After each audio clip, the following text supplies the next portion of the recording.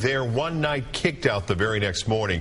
Some Kansas City residents are looking for a new place to sleep tonight. The city says the landlord was breaking the law by renting them a room. Ryan Kath has more on the landlord and how people can keep it from happening to them. Hey there, Elizabeth. We're here in the West Bottoms where police were called last night because of an argument between a tenant and the landlord. As you can see tonight, no one is living here because of those boarded up windows and doors because of what officers saw when they went inside. It didn't take long for the fire department to tell people living in this West Bottoms building they had to find a new address. Well, as soon as the fire marshals walked in, they noticed there wasn't no fire alarms. So that right there started a big investigation. We found an apartment building that really wasn't supposed to be an apartment building. The fire marshal found no smoke detectors and a long list of code violations. It all led to a rude awakening for tenants. Today they started pounding on doors at like 8 o'clock this morning. We just hear boom, boom, boom. And then there's police and firemen, and they say, grab what you can carry and get out. Residents were frustrated. They only had a few hours to carry out their things before firefighters boarded up the windows and doors.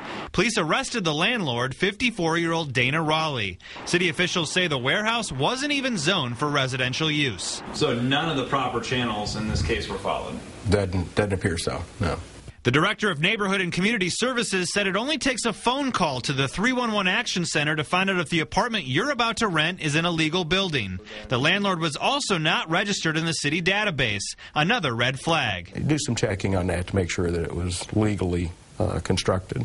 A tough lesson for these tenants. They just told everybody to get out, and nobody was prepared. Nobody knows where they're going. The United Way is now assisting to make sure they have a place to sleep.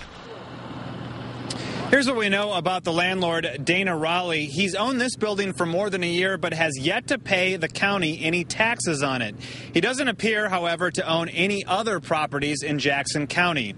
He also apparently owns a remodeling business that was based inside this very warehouse, and Dana Raleigh is out of jail tonight. He apparently lives somewhere in the back of this building. We did try tracking him down to ask some questions, but we're unable to find him tonight. We're in the West Bottoms. Ryan Kath, NBC Action News. Wow. Now, Ryan, what about the tenants' stuff? Did they get it all? Or if not, when can they go back in and get the rest of their stuff? They didn't get it all, Mark, and they said some people weren't even here today when all of this happened, and they didn't really get a clear answer on when they'll be able to do that. There was definitely some frustration.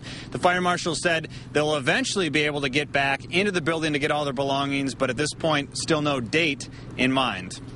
Wow. Well, hopefully real soon. Thanks very much, Ryan Kath. Thanks.